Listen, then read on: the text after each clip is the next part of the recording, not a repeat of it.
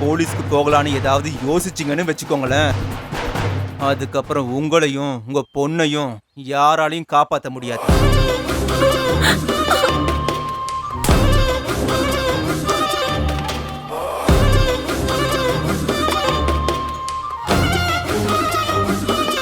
சக்தி, அவன் கிளம்ப போறான்.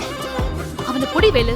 அவனை பிடிச்சாதான் அவனுக்கு பின்னாடி இருக்கிற கேங்க கண்டுபிடிக்க முடியும். சீக்கிரம் போ. புடிச்சிருவோம்.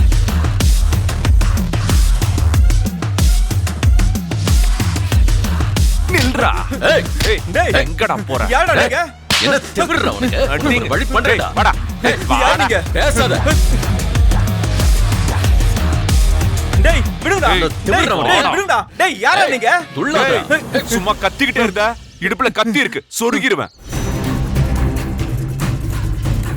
என்னடா உன் பின்னாடி பெரிய டீம் இருக்குன்னு சொன்ன? என்னடா டீம்? ராஸ்கல். இப்ப சொல்லல, உன்னை போலீஸ் ஸ்டேஷன்ல கூட்டு போக மாட்டேன்.